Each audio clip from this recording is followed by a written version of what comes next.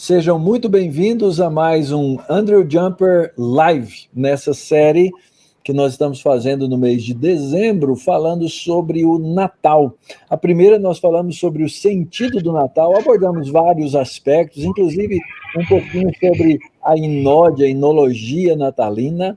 Depois nós falamos sobre as profecias messiânicas, aquelas profecias do Antigo Testamento que apontam para a encarnação do Verbo, Jesus Cristo. E hoje nós vamos ter essa live muito especial com os nossos irmãos pastores e teólogos, falando especificamente sobre a encarnação do Verbo, vários aspectos bíblicos e teológicos sobre esse tema você vai aprender hoje. Então, quero pedir ao professor Eber e ao nosso professor João Paulo que, por favor, deem boa noite aí para a nossa audiência. É um privilégio estar com vocês nesta noite e eu espero que aquilo que o Dr. João Paulo, o Dr. Mauro e eu dissermos seja para o enriquecimento de vocês e vocês conheçam mais e melhor quem é o Redentor de vocês. Como é que ele veio à existência como Redentor. Ele é Deus, sabemos. Ele é homem, também sabemos. Mas como que ele veio a ser Redentor? É disso que nós vamos tratar nesta noite. Amém. Para mim é um privilégio participar de mais esta live, e esta de maneira muito especial, porque o meu professor de Teologia Sistemática está entre nós, não é? Então é um desafio especial falar de encarnação na presença de quem me ensinou a respeito desses assuntos na Teologia Sistemática. Então que o nosso Deus nos dirija e que seja um momento gostoso para todos os nossos telespectadores, youtuber espectadores e Facebook espectadores, que todos tenham um momento gostoso aí, aprendendo mais a respeito desse assombro e desse mistério, que é o fato de que Jesus Cristo, o Verbo, se fez carne e habitou entre nós. Diga-se de passagem, professor João Paulo, nosso professor, porque ele também foi o meu professor de teologia sistemática, praticamente toda a carreira de teologia sistemática aprendi com o Dr. Eber, lá na década de 80.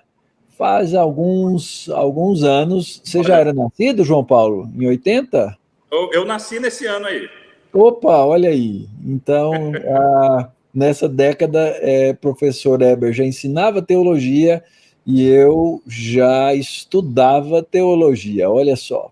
Enquanto o pessoal acaba de chegar aí, você que já chegou... Só tem um culpado, Dr. Eber. Isso, ele é o culpado, é isso aí. E você que já chegou... nós queremos aí pedir que você, por favor, enquanto espera o restinho do pessoal aparecer e chegar, que você nos dê a alegria e o privilégio de se inscrever no nosso canal, de poder deixar aí também o seu comentário, deixar o seu like no vídeo, porque isso faz com que mais pessoas tenham acesso a essa mensagem sobre o Natal. E de presente de Natal vai para vocês a mais nova edição da nossa revista Fides Reformata, que foi publicada a semana passada. Você encontra aí no nosso site cpaj.mackenzie.br mais uma série de artigos que agora sim completam os 25 anos inteiros de publicação da nossa revista e que se encontra totalmente gratuito aí no nosso site. Então, vá lá e conheça a nossa revista e os nossos cursos. Muito bom, gente. Então, sem maiores delongas, vamos aqui para o nosso trabalho dessa noite, que é entender mais bíblica e teologicamente sobre a encarnação do Verbo de Deus. Professor Eber, por favor, responda-nos o que é a encarnação. Se eu soubesse, cara, há muita coisa misteriosa por detrás desta palavra encarnação. Você sabe que Jesus Cristo é uma pessoa extremamente complexa, porque ele é ímpar, ele é sem igual, não há ninguém semelhante a ele, que seja ao mesmo tempo Deus e homem. Então a encarnação tem a ver com a união de duas naturezas numa pessoa só. Por exemplo, a pessoa divina, a segunda pessoa, ela tem uma natureza divina, e na encarnação, essa pessoa com natureza divina assumiu uma outra natureza, que é a natureza humana, porque era necessário que o Redentor tivesse as duas naturezas unidas, naquilo que em teologia a gente chama de unio personalis, isto é, a união de duas naturezas numa só pessoa. Era necessário que houvesse encarnação a fim de que houvesse redenção.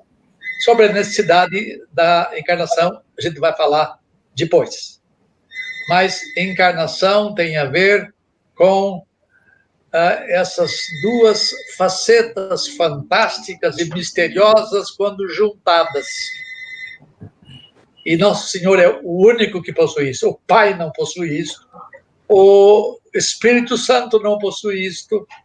Somente a pessoa segunda da Trindade que tem uma natureza acrescida à natureza divina que eternamente ele possuía. A gente volta a falar disso mais tarde. Ótimo.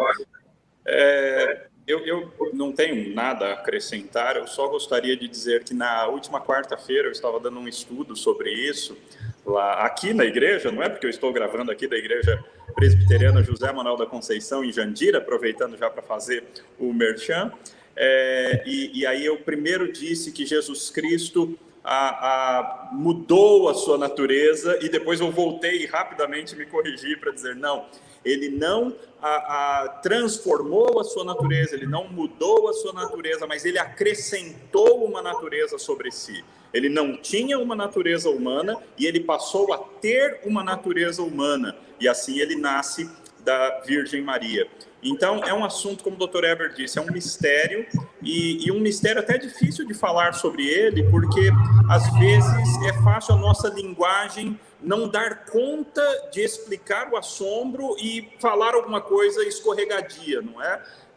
Mas é um assombro e é uma beleza maravilhosa, esse mistério e essa maravilha de que o Verbo se fez carne e habitou entre nós, e tabernaculou entre nós, cheio de graça e de verdade, e nele nós vimos a sua glória, nós vimos a glória de Deus, glória como do unigênito do Pai. Por sinal, pessoal, lembrando aqui, o Dr. Eber tem mais de um livro escrito em cima desse tema. Fala aí, Dr. Eber, quais são os livros aí sobre o Redentor que o senhor já tem publicado, por favor? Eu tenho 3, faltam 3. Eu tenho As Duas Naturezas do Redentor. É um livro meio... é um livro que tem muito material. Se você é um pregador, se você é um mestre, eu aconselho você a ter isso, porque tem material muito grande, muito espaçoso, que você não encontra em outros livros na literatura portuguesa evangélica. Então, o primeiro é As Duas Naturezas do Redentor. O segundo é a união das naturezas. Eu trato da unio personalis, a união das duas naturezas numa só pessoa, a que me referi há pouco. E o terceiro livro que eu tenho publicado diz respeito à humilhação do Redentor. Eu trato da encarnação e trato do nascimento e dos sofrimentos do Redentor. Mais tarde vem a humilhação do Redentor, sua morte e sepultamento. Mas essa é conversa para depois. Ok, muito bom. São livros aí que estão publicados pela editora Cultura Cristã. Cultura Cristã. E você pode ter acesso aí no site da editora, tá bom? Uma pergunta aqui que não está no nosso radar aqui, mas que me ocorreu de levantar. se quiserem falar sobre ela.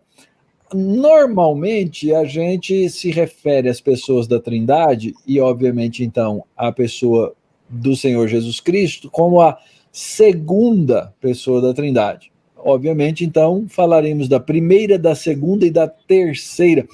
E o nosso tema hoje não é a Trindade per se, né? Mas existe uma controvérsia sobre essa ideia de hierarquizar, né? É uma controvérsia histórica sobre hierarquizar as pessoas da Trindade. A pessoa de Jesus, que tende a ser a pessoa sobre quem nós mais falamos, ela é mais importante que as outras duas pessoas da Trindade? Eu vou me aventurar a mexer com isso. Dentro da teologia, para o entendimento de uma pergunta que o Mauro fez, existem dois tipos de estudo com relação à Trindade. Uma é a Trindade ontológica, eu já explico, e outra é a Trindade funcional. Na Trindade que a gente chama de ontológica, não existe nenhuma diferença na ousia, ou seja, na essência das três pessoas. O Pai tem a mesma natureza do Filho, e o Filho tem a mesma natureza do Pai, e o Espírito tem a mesma natureza do Pai e do Filho. Eles são coessenciais. Então, não há nenhuma gradação em importância. Então, eles têm a mesma natureza. Qual? A divina. Tá?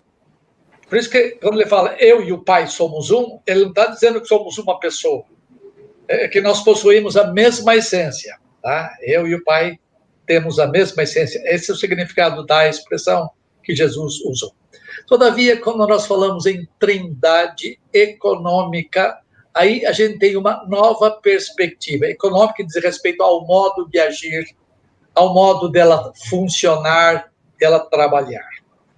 Então, na trindade econômica, existe uma certa precedência do Pai sobre o Filho e do Pai e o Filho sobre o Espírito Santo.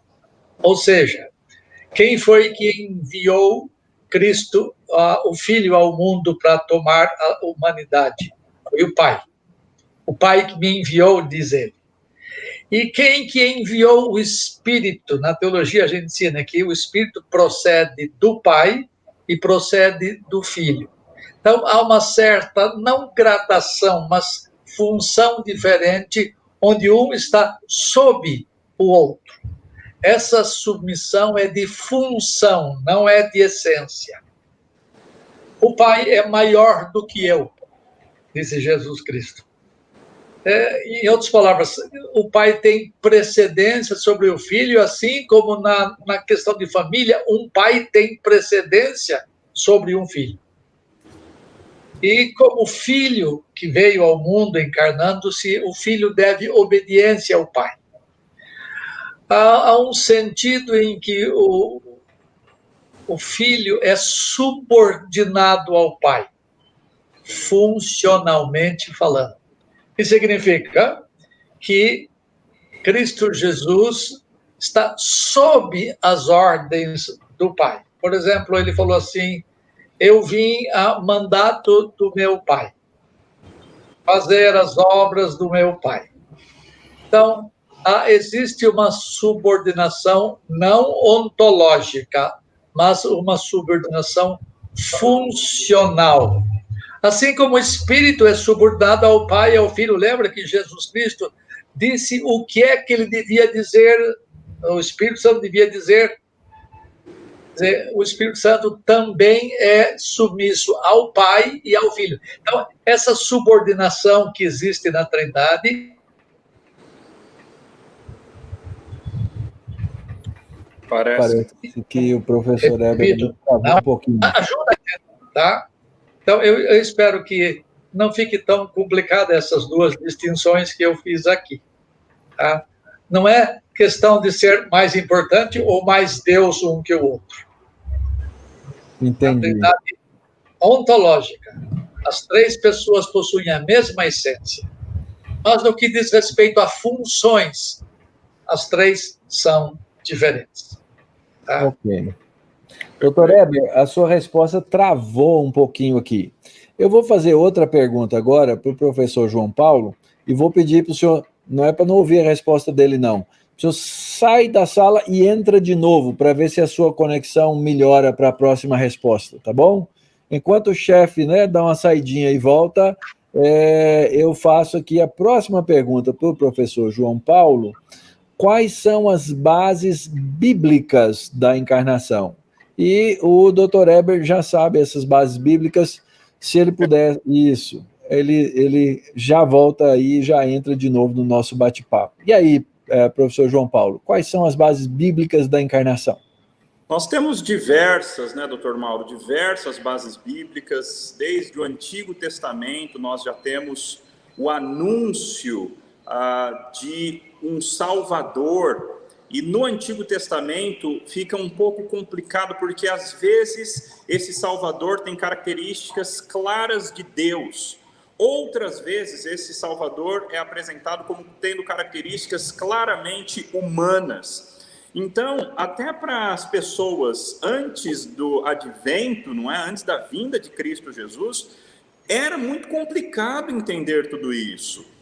Tanto que nós encontramos no período interbíblico, período do estudo do judaísmo ali, né, antes do Novo Testamento, nós encontramos pessoas falando até da vinda de mais de um Messias, porque eles não conseguiam entender como uma só pessoa conseguiria dar conta de cumprir todas aquelas profecias como Isaías 9:6, eis que a Virgem conceberá e dará à luz um filho, e ele será chamado Maravilhoso Conselheiro, Deus Forte, Pai da Eternidade, Príncipe da Paz. Isaías 7, Isaías 11, esse rebento de Jessé, esse filho de Davi, o filho de Abraão que abençoaria todas as famílias da terra, o filho da mulher que pisaria a cabeça da serpente, o profeta semelhante a Moisés. Todas essas profecias apontavam para uma pessoa, para um ser humano que viria no futuro, para salvar a humanidade. Isaías 53 aponta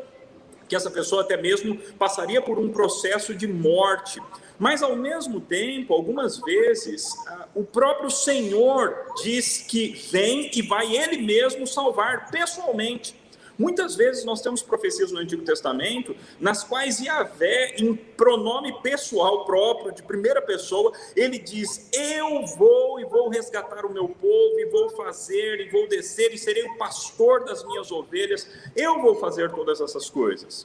Aí quando a gente chega no Novo Testamento, é que essas coisas se tornam mais claras, porque finalmente nós entendemos que, de fato, essas duas verdades são aplicáveis. É o próprio Deus quem veio pessoalmente, mas Deus veio pessoalmente em forma de homem. Então o verbo se faz carne. Então aquele que estava no princípio com Deus, ele era Deus, e ele de repente vem e se encarna e passa a fazer parte da nossa história. E aí vem todas as profecias ali do começo, tanto de Mateus quanto de Lucas, não é? Que falam a respeito do Espírito Santo gerando essa semente em Maria, como a gente vai falar um pouquinho mais daqui a pouco, fecundando essa semente de Maria. Então nós temos vários textos que mostram que Jesus Cristo, de fato, é a segunda pessoa da Trindade, pré-existente. Ele é o próprio Yahvé, ele é o próprio Jeová que se encarna, que toma sobre si natureza humana. Nós temos isso em Filipenses 2, nós temos isso em Colossenses capítulos 1 e 2, nós temos essa realidade em Hebreus, tem muitos textos bíblicos, é uma abundância, uma grandeza, uma infinidade de textos bíblicos que falam a respeito disso. Eu estava pesquisando agora há pouco na internet, eu encontrei uma lista de 100 versículos sobre a encarnação. Então, quer dizer, base bíblica é o que não falta para essa doutrina maravilhosa. Ok, doutor Heber, algum comentário aí sobre essa área da base bíblica? Não, a base bíblica é dele. Tá certo. Ele que é o professor de Novo Testamento, não é? Muito bom, gente.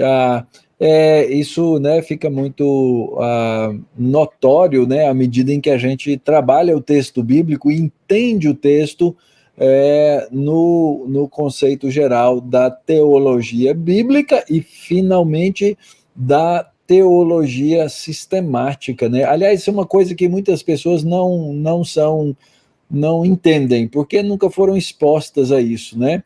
Eu sou professor de teologia bíblica. Professor Eber é o nosso mestre aí da área de teologia sistemática. E tem gente que pergunta, então uma é bíblica e a outra não é bíblica? Só para deixar claro para vocês, né? A teologia bíblica é o nosso esforço junto ao texto, entendendo o texto dentro do seu contexto histórico, a sua natureza orgânica, para que a gente possa remeter os resultados da teologia bíblica para que o teólogo sistemático coloque em termos teológicos, didáticos, aquilo que nós retiramos da teologia bíblica, tá? Só para ficar claro. Em que a teologia sistemática é filha da teologia bíblica e neta da exegese. Isso. Eu vou até mais longe, chefe. Eu costumo dizer que há um sentido no qual a nossa teologia sistemática, que é bíblica, ela até passa a controlar a nossa teologia bíblica, né? Afinal de contas, nós somos confessionais. Então, nós já chegamos ao ponto da confissão. E aí, doutor Mauro, você não vai ao texto para fazer teologia bíblica, você vai com pressuposições. Isso tem a ver com sistemática, mas eu acho que não é o nosso ponto hoje. Não, só estou colocando areia aqui na nossa conversa, né, para complicar as coisas. Muito bem.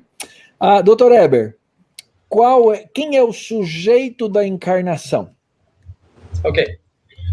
Eu vou fazer aqui uma corrigenda em relação ao uso que pastores fazem muito frequentemente. Eu já vi pastor bom, gente fina, usar uma expressão como esta. Vamos tratar hoje da encarnação de Jesus. Não é heresia dizer uma coisa desta, mas é uma impropriedade terminológica. A encarnação não é de Jesus. Jesus é o encarnado.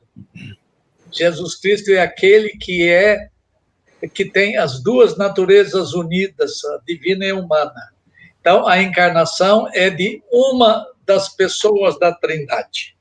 A encarnação não é do Pai, a encarnação não é do Espírito, o sujeito da encarnação é o Filho de Deus. Então, não é muito próprio dizer Deus se encarnou. Por quê? Porque o Pai é Deus e não se encarnou. O Espírito é Deus e não se encarnou. Então, é preferível dizer que o Verbo se fez carne do que dizer Deus se fez homem. Agora, se você disser que Deus se fez homem e explicar, eu não tenho nenhum problema. Mas explique. Tá?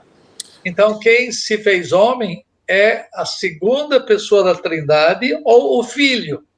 O texto que João Paulo mencionou e o texto que vai aparecer algumas outras vezes, provavelmente nesta conversa, e o Verbo se fez carne. Tá? Você pode substituir verbo por filho, não há nenhuma impropriedade. Mas foi a segunda pessoa da Trindade que resolveu assumir uma natureza que ela não possuía anteriormente. Então, o sujeito da encarnação é o Filho. E o Filho reconhece, numa linguagem de Hebreus, diz assim, escuta lá, Hebreus 10:5. Por isso, ao entrar no mundo, o Filho diz, sacrifício e oferta não quiseste, antes corpo me formaste. Corpo aqui não é sinônimo de carne, não é sinônimo de fisicalidade, mas é sinônimo de humanidade, de natureza humana. Então, é o Filho que assumiu natureza humana.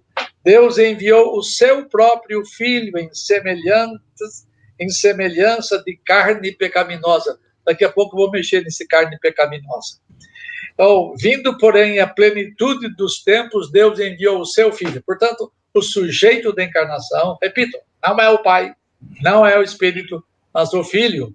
Ou, dizendo escrituristicamente, é o Verbo que se fez carne e habitou entre nós.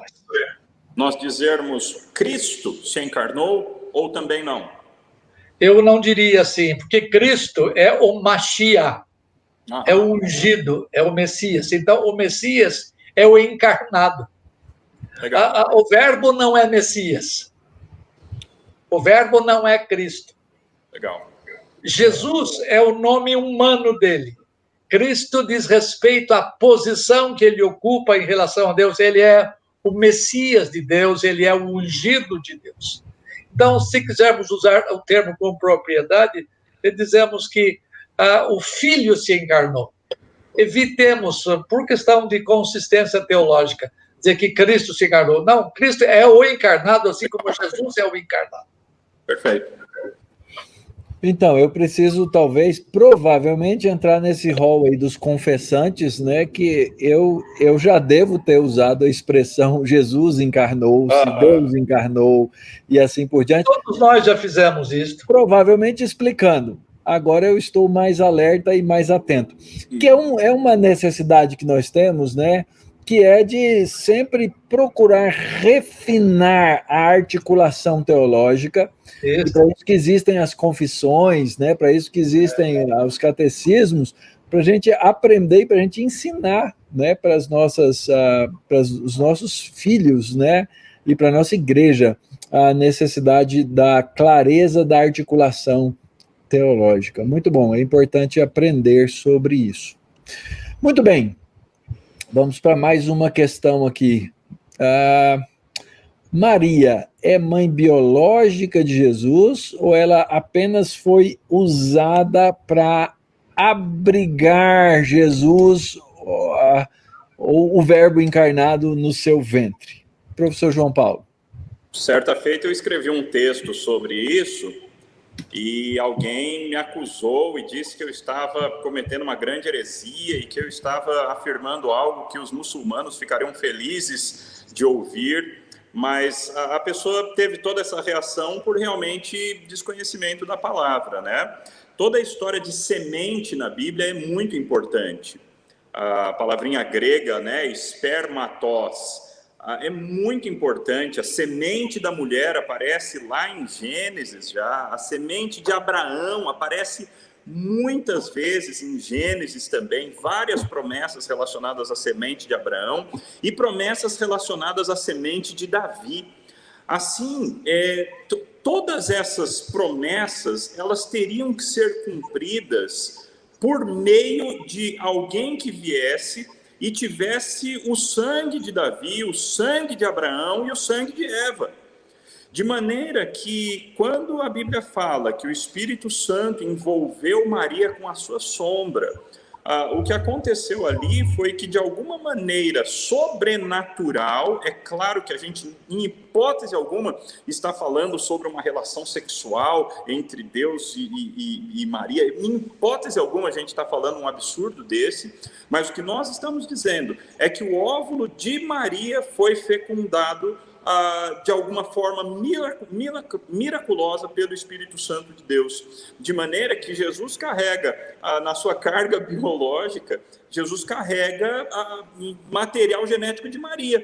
Talvez a gente vai olhar para Jesus e vai olhar para Maria e vai ver algumas semelhanças, não é? Entre os dois. Porque Jesus, de fato, é o filho da mulher, literalmente. Maria não foi, entre aspas, uma barriga de aluguel. Maria não foi uma hospedeira de Jesus. Maria não recebeu um bebê já pronto no seu ventre, mas ela teve o seu óvulo fecundado. Ela é literalmente a mãe do nosso Salvador. Falando lá para trás, no tempo da tradução da versão latina da Bíblia, é dito que Jesus nasceu ex Maria, isto é, ele procedeu de Maria, ele tem a carga genética de Maria. Hoje, a ciência nos ajuda um bocadinho. Eu vou falar aqui, espero que o pessoal não brigue comigo como brigou com você, João. Nós sabemos hoje, geneticamente, que todo ser humano possui 46 cromossomos. 23 recebe do pai e 23 recebe da mãe. Bem, o Zé não tem nada a ver com isto. Ou seja, o pai legal de Jesus. Não existem os 23 cromossomos fornecidos pelo Zé. Mas tem o de Maria, os de Maria estão ali. A carga genética do povo israelita está ali. A ascendência dela é a ascendência de Davi. Está ali. Então, 23 cromossomos, pelo menos, vieram de Maria. Aí a pergunta, e os outros 23? Eu não tenho nenhum constrangimento em dizer que Deus proporcionou sobrenaturalmente isto através da ação de duas pessoas. O Pai e o Espírito Santo. Isso está em Lucas 1, 33, 34, 35. Que fala que envolveu com sua sombra, etc. Houve uma ação miraculosa das duas outras pessoas da Trindade em relação à segunda da pessoa da Trindade que se encarnava. De tal forma que houve a junção das duas naturezas. E nesse ato miraculoso, nesse ato ímpar, sem igual, está lá um homem que possui uma natureza, um ser, um redentor, ainda embrionariamente, que possui a natureza divina e natureza humana. Se a gente perguntar assim, ele é verdadeiramente homem, tendo só 33 cromossomos?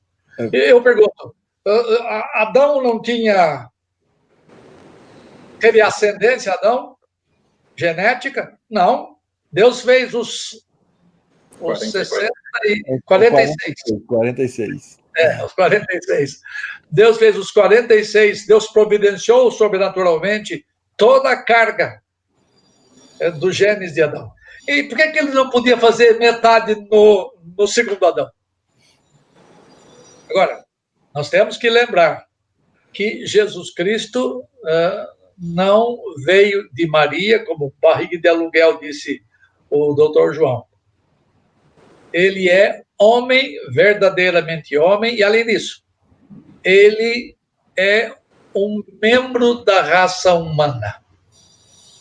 Se ele viesse do céu, com toda a sua natureza já prontinha, e Maria fosse apenas o receptáculo daquele ser estranho, esquisito, então ele não seria um membro da raça humana, ele seria um intruso da raça humana, mas ele é membro, ele é um dos nossos, ele é irmãos de seus irmãos de raça. Então, Jesus Cristo não se abrigou em Maria, no seu ventre. Ela é a mãe de Jesus Cristo e toda a herança genética da raça judaica relativa a Davi estava na espermatos de Maria. Claramente. Ok. Tá? Ele é realmente humano. Não é igual... Lembra do Denorex? Parece, mas não é. Não. Ele é mesmo humano. Então, eu acho só dentro dessa discussão, colegas, muito importante a gente entender, né? Essa é a verdade, isso é a declaração bíblica. Eu só acho, às vezes, perigoso, a gente trabalhar com categorias científicas modernas, como Sim. Ilustrado, né? E pode servir para ilustração, mas eu acho que se a gente pegar toda a categoria bíblica, né, que é o conceito de spermatos, que é a semente, e de zera, que é a semente, né, no Antigo Testamento, né, isso é suficiente para a gente entender o que é necessário entender. O que eu quis dizer, Mauro, o que eu quis dizer é que nem a ciência, às vezes, ajuda a gente entender alguma coisa. Mas nós não precisamos dela para crer. Isso, é só para a gente ser bem cuidadoso. Uma vez eu vi um pastor fazer um estudo cromossômico de Jesus, e aí a gente pode entrar numa área muito perigosa aí, né? Mas vamos lá. Por que a encarnação era necessária? A gente já começou mais ou menos a responder na questão anterior, né? Professor Eber. Há algumas coisas que nós podemos dizer. Primeira delas, a encarnação era necessária por causa do decreto divino de salvar pecadores. Deus definiu antes da fundação do mundo um conselho intratrinitário e no pacto com o seu filho. Decidiu salvar pecadores. E a encarnação foi necessária para que houvesse salvação de pecadores. Porque Deus, o Pai não podia salvar. Isso aqui é feio, né? Vai ser duro. Porque para que houvesse salvação de pecadores, tinha que haver substituto. Para haver transferência de penalidade, tinha que haver substituto. E o substituto tem que ser um igual. Então, o Filho se encarnou para ser igual aos substituídos, que somos nós. Então, era necessária a encarnação para que houvesse salvação de pecadores. Então, obviamente, uma segunda conclusão aqui é que a encarnação foi necessária por causa da natureza hedionda do pecado. Deus não podia passar por cima, ignorar o grande problema do pecado. Cristo veio ao mundo, o Filho veio ao mundo, tornando-se Jesus Cristo, não é? Ele fez isto para salvar pecadores. Aliás, o nome dele, Jesus, já diz isso. Significa Salvador dos pecados do seu povo, não é? E Jesus Cristo, ele assumiu todos os ofícios que eram próprios dos homens, de profeta, sacerdote, rei, etc. Né? E outra coisa, a encarnação era necessária, porque não havia outro meio de redimir pecadores, a não ser por meio de um mediador. Antes de eu continuar, o que é o mediador? O mediador é aquele que tenta estabelecer entre as partes litigantes, em litígio, a paz, a harmonia. Então, para que Jesus Cristo pudesse ser mediador, ele tinha que satisfazer os dois lados. Porque o Cristo Jesus é homem, porque o Redentor é homem, ele pôde satisfazer as necessidades dos homens. Porque o Redentor é divino, ele pode satisfazer as exigências de Deus. Então, ele é igual a um e é igual a outro. Então, ele satisfaz os dois lados litigantes. Então, é necessário que ele fosse homem e Deus, o Redentor, a fim de que pudesse satisfazer tanto a um quanto a outro. De uns, satisfação de necessidade, de outro, satisfação de exigência. Tá? Então, e a necessidade última está nos desígnios de Deus, o que teologicamente ficou sendo conhecido como o conselho de Deus. Então, a encarnação, um outro ponto aqui que eu quero correr, a encarnação foi necessária por causa da execução da justiça divina. Se Deus não satisfizesse a sua justiça enviando o seu Filho, ele se negaria a si mesmo. Deus não passa por alto dos pecados, não. Deus pune os pecados. Não necessariamente pune o pecador, mas pune os pecados, de tal forma que nenhum pecado fica sem punição. Uns têm os seus pecados pagos pessoalmente, que são os ímpios, e outros têm os seus pecados pagos vicariamente, substitutivamente. Deus tem que fazer justiça. E a expiação, então, ou a a morte de Cristo, né, a encarnação e morte de Cristo, é algo necessário para que Deus se mostre justo e a fim de que pudesse ser justificador de pecadores. Tá? Redenção de pecadores só existe com a encarnação. É impossível salvar pecadores sem substituição. E não foi o Pai que substituiu pecadores, não foi o Espírito que substituiu pecadores, mas a segunda pessoa da Trindade encarnada, Jesus, o Cristo. Que a matéria de necessidade, o Dr. Eber foi claríssimo aí, não é? Somente um homem poderia morrer no nosso lugar, não é? Somente um homem poderia ter uma vida justa e atribuir o crédito da sua justiça a nós, nos justificar. Tinha que ser um homem para fazer isso. Somente um homem, Deus, poderia nos unir a Deus, né? O Dr. Eber citou muito bem aí o texto, há somente um Deus e mediador entre Deus e os homens, Cristo Jesus, homem. Era necessário que ele fosse. Tem outras questões que a encarnação também faz, né? A encarnação prova, por exemplo, que a criação material é boa.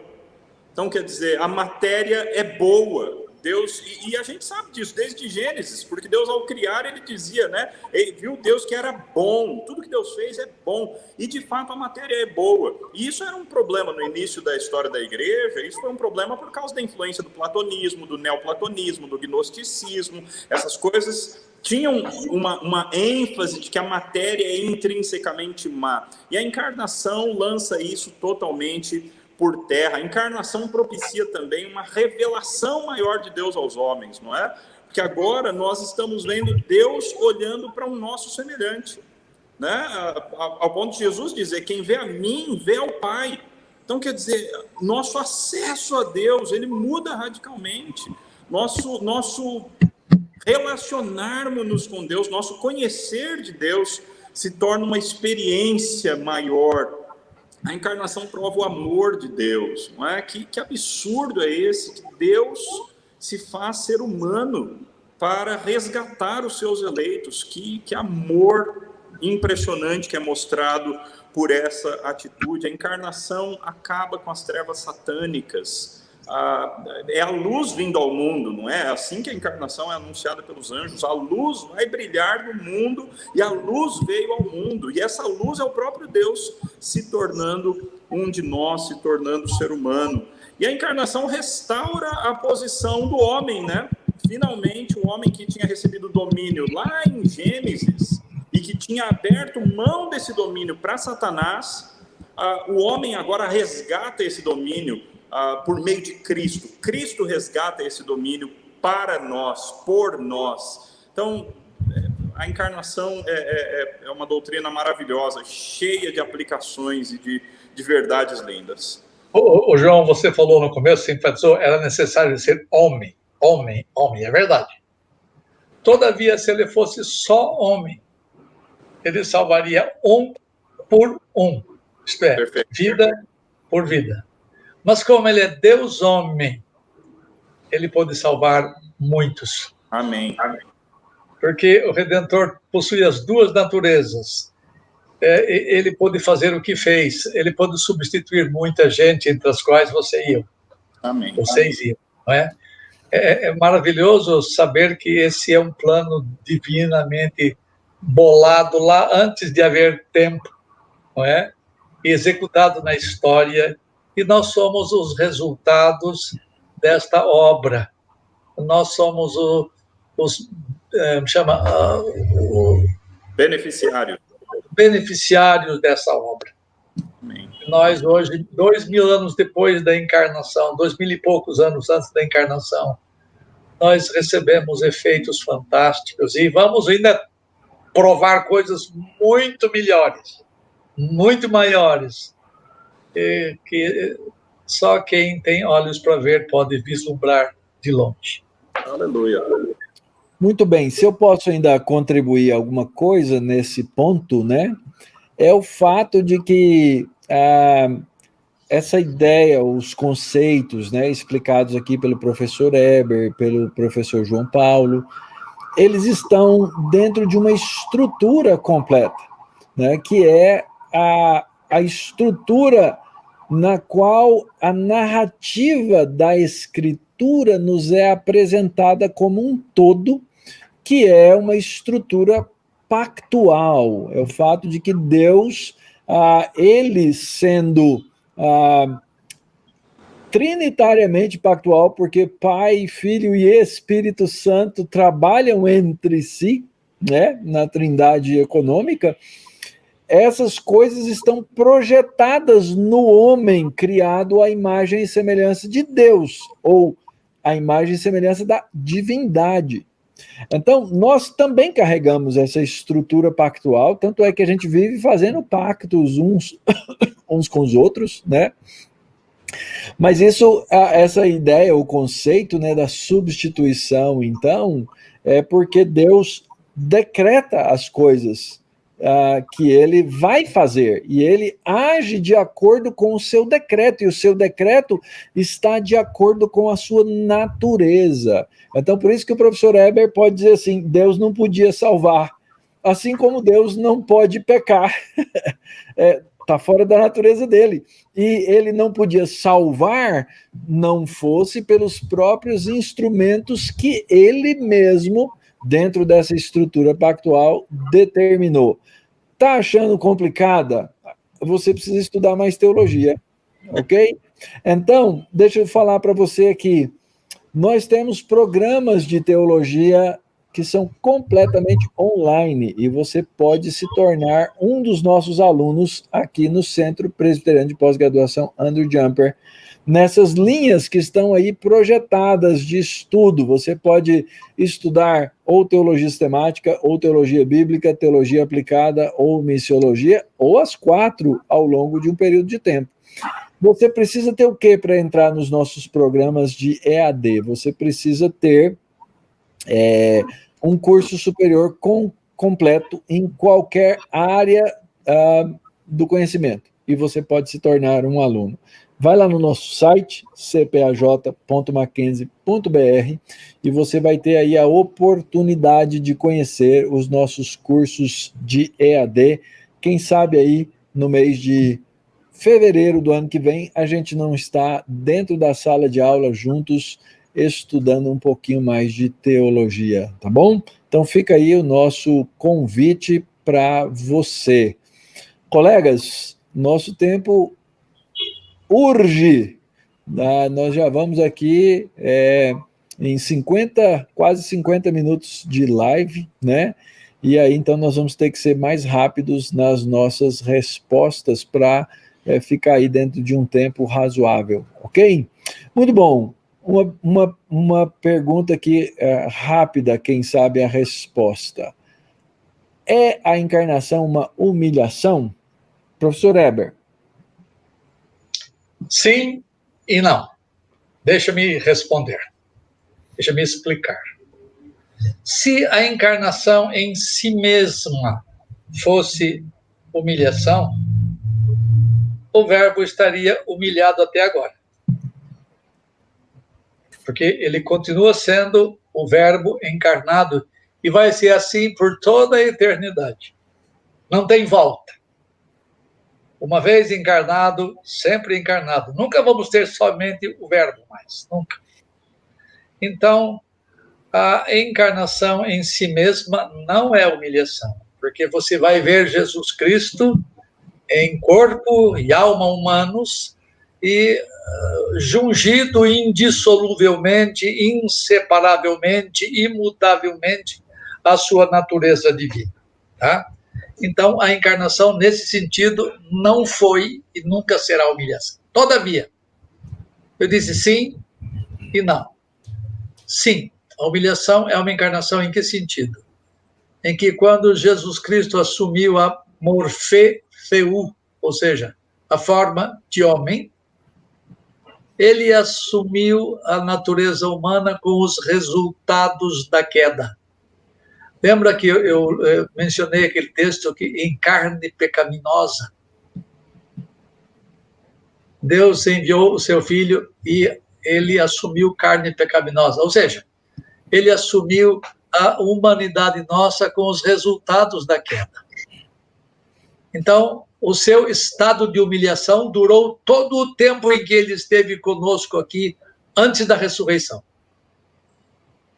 Os 33 anos, digamos, de Jesus foram anos de humilhação, porque desde o seu nascimento, onde não teve lugar para ele nascer, até ele terminar, quando continua não tendo lugar para morar, do começo ao fim de sua existência entre nós, ele foi humilhado.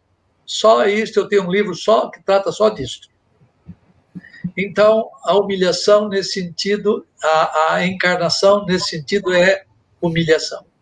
Porque ele assumiu a natureza humana. Bom, a natureza humana ele tem até agora, mas com os resultados da queda. Quando ele ressurgiu dos mortos, os resultados da queda desapareceram. Você pode ver isto na alma dele e no corpo dele. Você pode ver Maria, por exemplo, que era muito familiar a Jesus, não tê-lo conhecido ali no jardim, ali no horto. Porque havia alguma mudança na fisicalidade dele.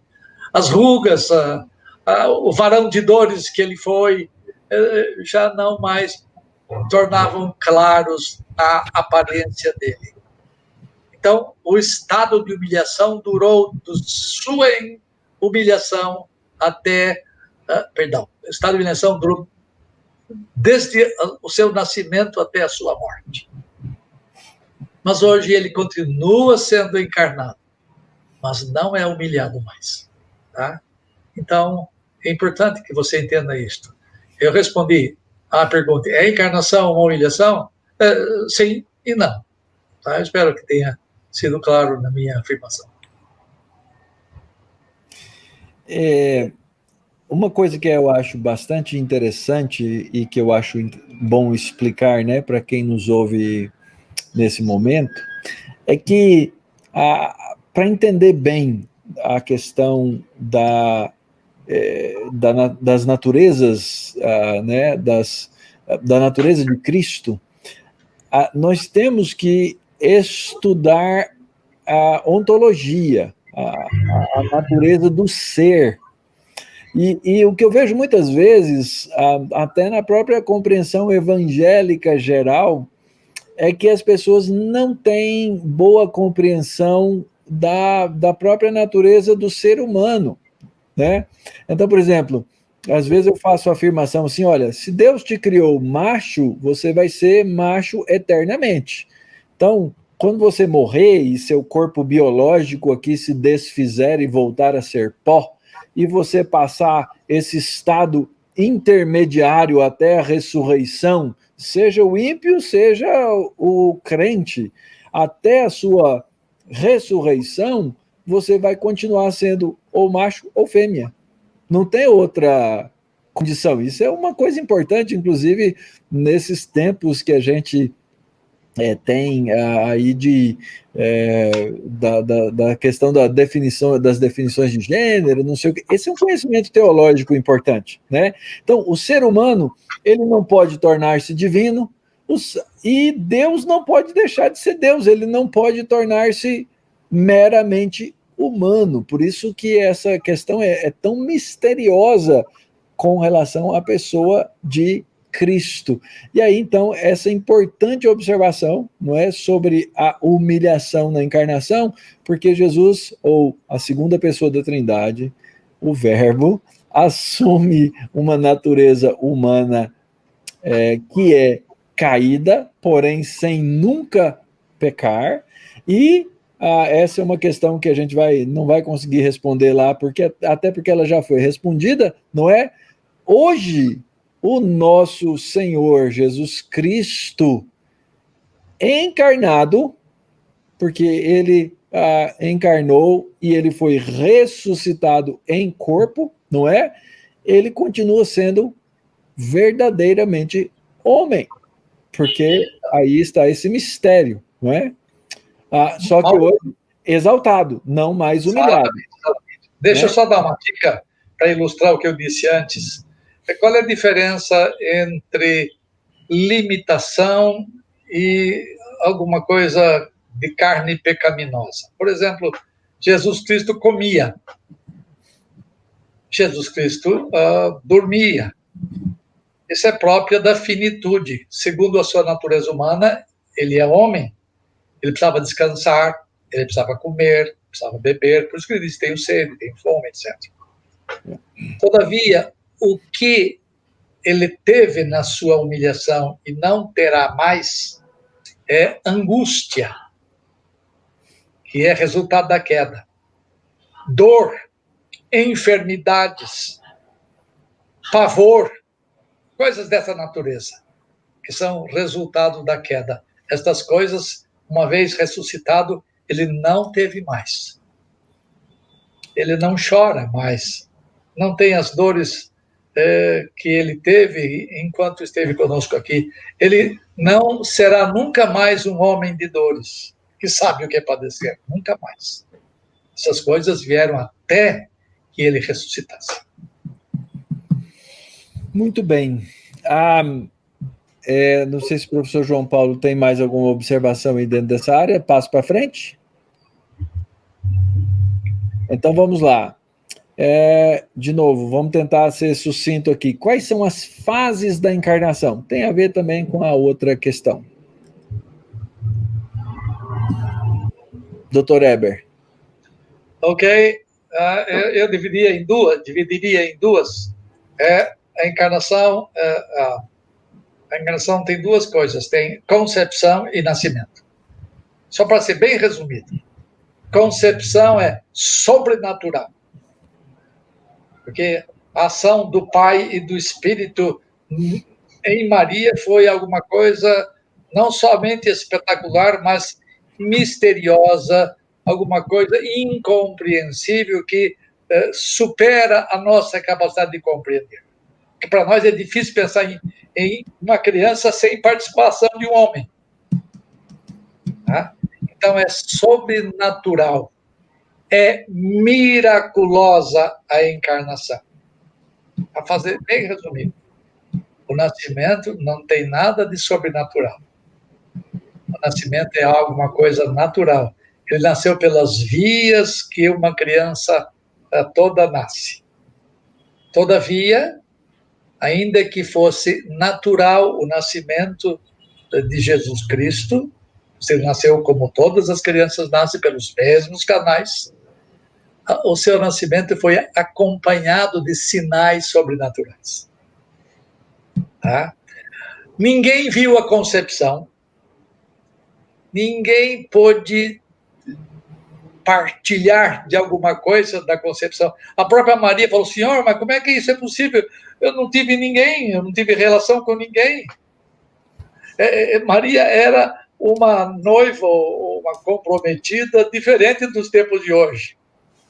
Hoje, uma moça, antes de comprometer-se, ela já se deu, já se entregou. Maria era da moda antiga. Eu digo moda antiga, a moda boa, a moda correta. Ela nunca tinha conhecido ou tido relações com homens quaisquer. Então, ela mesmo não sentiu nada. O Espírito Santo está trabalhando em mim, está injetando em mim. Nada disso. Foi alguma coisa espetacularmente sobrenatural e imperceptível. Ela começou a perceber quando as modificações no seu corpo vieram. Ela soube antes de conceber, mas ela não teve as coisas que uma mulher tem quando concebe uma criança. Agora, o nascimento foi natural. Perfeitamente natural, ainda que acompanhado de uma estrela, acompanhado de fatos sobrenaturais que não dá tempo de falar hoje.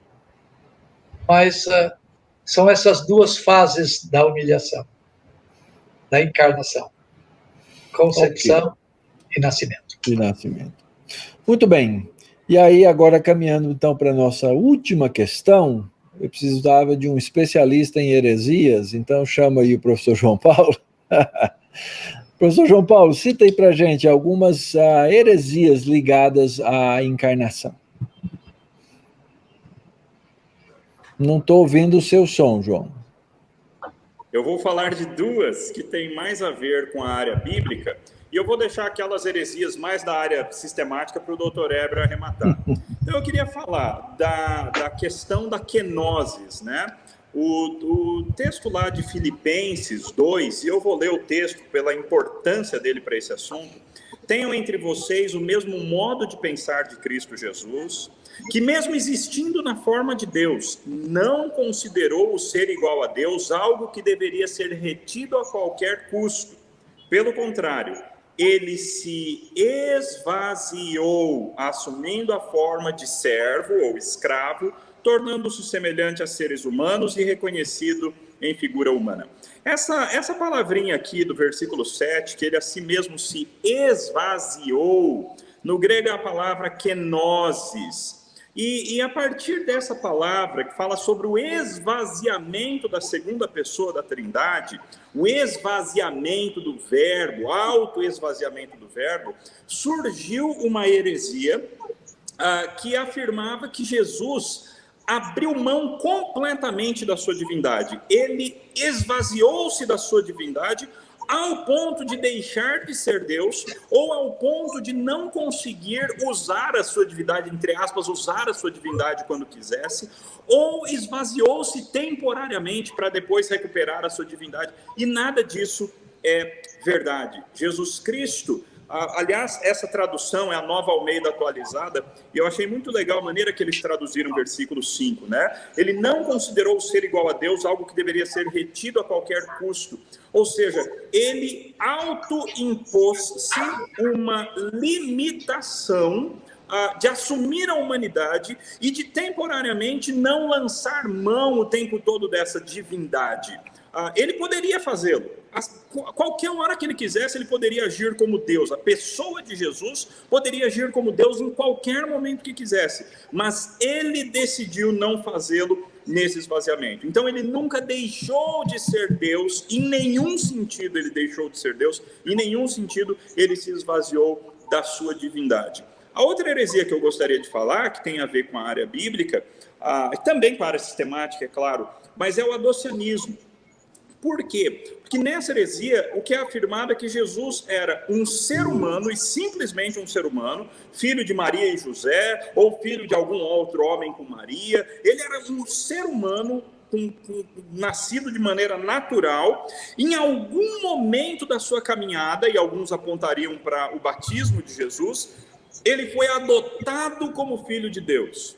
Então, nesta heresia, notem que nós estamos falando de heresias, gente. A gente não está recomendando, não está dizendo que está certo. Isso é um erro grave. Nessa heresia, Jesus foi um ser humano que foi adotado como filho de Deus, assim como os reis de Israel e de outros povos do Oriente Médio antigo eram adotados como filhos de Deus. Isso também é uma heresia, não é verdade. Jesus Cristo nasceu de maneira milagrosa, como nós temos falado abundantemente aqui nessa live.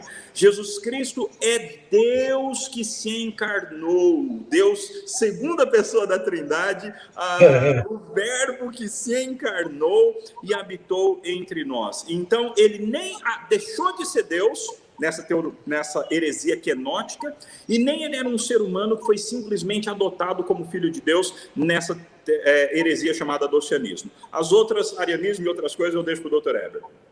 Eu vou falar só mais uma. Esta é comum entre evangélicos, que não tem muita coragem de afirmar a real, verdadeira e completa humanidade de Jesus. Eles acabam negando a plena humanidade. Mas, com medo de ferir a divindade, eles não afirmam essa plena humanidade. Então, eles dizem, por exemplo, que Maria foi o receptáculo de um Salvador que veio do céu. Toda a natureza humana de Jesus Cristo foi colocada em Maria, veio pronto do céu. Então, essa heresia precisa ser trabalhada, refutada corretamente, porque isto evangélicos fazem com medo de mexer ou ferir a divindade de Jesus Cristo, afirmar a plena humanidade, afirmar a carga genética dele, do povo de Israel. Não diminui nada a divindade. As duas coisas andam juntas e unidas, inseparáveis, imutáveis, perfeitas. E então ele realmente é filho de Maria, não no sentido romano, mas ele é filho de Maria, ele é filho de Deus. Uma outra heresia, que eu nem sei se tem nome, doutor Eber, o senhor me ajude caso tenha, é a afirmação de que Jesus tinha um corpo humano, mas a parte imaterial fosse do Espírito de Deus, não é? Não, alguns aceitam, João. Evangélicos, essa afirmação errada, como se ele não fosse uma alma humana. A parte imaterial é o verbo. Isso. A parte física é o homem. Isso. Aí Jesus Cristo é meio humano. Exatamente. Tá? Ele tem, na verdade, ele tem corpo humano, com todas as propriedades, e tem uma alma humana. Isso é fácil de ver na Escritura. Eu sei que alguns não estão acostumados a ver isso, mas é fácil de ver. Por exemplo, ele pensava como Deus e pensava como homem. Ele tinha volições divinas e volições humanas. Ele tinha afeições divinas e humanas. Isso significa que ele tinha alma humana, porque é a alma que tem afeições, é a alma que tem intelecções, é a alma que tem volições. Perfeito. Ele tinha uma alma humana, mas ele pensava como Deus, ele sentia como Deus, e ele tomava decisões como Deus. Então ele possuía a alma humana, o corpo humano, assim como a natureza divina. Amém. E certamente, né, tem muita coisa para ser estudado aí nessa questão, né, das duas naturezas, de como o Senhor viveu, né? Tem gente, Jesus, então, ele nasceu da Virgem Maria, e ali ele já era, porque ele é Deus, então aquela criança já era uma criança onisciente. Mas tem gente que imagina que, inclusive, ao longo do ministério de Jesus, né, algumas pessoas veem as histórias e falam, aqui ele pergunta quem me tocou, era uma pergunta retórica? Não, ele queria saber mesmo quem o tinha tocado, né? E esse tipo de relato, né, dessa narrativa que mostra bem a humanidade de Cristo, ao mesmo tempo sendo completamente divino, sendo Deus, né? Então são realmente mistérios que a gente precisa olhar para a Escritura, estudar e procurar da melhor forma possível entender, ainda que mistérios de fato, se são ou Deus diz com todas as palavras o mistério que foi revelado, ou a gente vai ficar sem saber assim mesmo, né? Colegas, já passamos do nosso tempo, deem aí o seu boa noite, Feliz Natal, né, para a turma que está nos ouvindo hoje, porque nós estamos aí nessa semana de celebração da encarnação do Verbo. Então, professor Eber, professor João Paulo, deem aí o seu boa noite, por favor. A todos que nos veem e nos ouvem esta noite, nós desejamos um Natal cheio da graça divina. Tente se livrar o quanto você puder das tradições humanas, simplesmente humanas. Na sua casa, se você puder, leia a Escritura, leia os muitos textos que tratam da encarnação. Ore a Deus agradecendo a vinda do seu Filho ao mundo. Cante louvores. Não cante simplesmente as canções tradicionais de Natal, mas aquelas que fazem sentido biblicamente. E sejam felizes e desfrutem das bênçãos que nos advêm. Bênçãos meritórias, não mérito seu. Mérito de Jesus Cristo, e você é o depositário disto, você é o beneficiário disto. Deus o abençoe nestas semanas de santas celebrações. Amém. Aos nossos ouvintes e o pessoal que tem nos acompanhado aí durante o ano nas nossas lives, nosso muito obrigado por nos acompanharem, por apoiarem, por nos abençoarem também de várias formas. E eu gostaria de terminar com uma palavra de aplicação, Mauro, ao dizer para você que nos ouve, talvez você conheça essas coisas, mas ainda não tenha entregado seu coração para o Salvador. Talvez você tenha ouvido dessas coisas, esteja aí querendo saber um pouco mais a respeito do cristianismo, esteja tentando entender um pouco mais a respeito do Natal. Cristo se fez homem para poder nos aproximar de Deus, ele se fez homem para ser o nosso mediador e para possibilitar a nossa salvação, a nossa justificação e a nossa união com Deus. Então, é possível que você nos ouça e ainda precise ter um encontro pessoal com o Senhor Jesus Cristo, e ainda é tempo de fazer isso, ainda é tempo de entregar o seu coração a esse Deus homem que vai te aproximar da pessoa de Deus, que morreu. Ele foi homem e ele morreu uma morte humana verdadeira, mas por ser Deus, essa morte serve para a salvação de muitas pessoas, de todos aqueles que foram eleitos por Deus. Então, venha à fé, se você ainda não veio, ame o Senhor Jesus Cristo. Muito bom, essa realmente é a mensagem que nós precisamos sempre falar no Natal, do Natal e constantemente. Uma palavra aqui sobre a nossa escola, gente. Nossa escola, ela existe por causa de Jesus Cristo. Ela existe por causa da encarnação do Verbo. E nós existimos para servir a este Senhor. Eu quero mais uma vez convidar você aí ao nosso site. Estão aí os nossos programas de especialização, mestrado, doutorado. E eu quero que você saiba que, se porventura for estimulado a estudar conosco, nossa alegria e nosso prazer vai ser apresentar a você mais sobre a pessoa desse nosso Senhor Jesus Cristo. A nossa escola existe para isso. Esse é o nosso alvo, esse é o nosso objetivo, é transmitir uma teologia que seja bíblica na sua essência e que ensine os nossos alunos a amarem mais esse nosso Senhor, o Verbo encarnado. Que Deus te abençoe, que o Senhor te dê um Natal cheio de graça, cheio da bondade para você apresentar também a outras pessoas esse nosso Senhor Jesus Cristo. Uma boa noite para você. Esse ano ainda temos uma última live,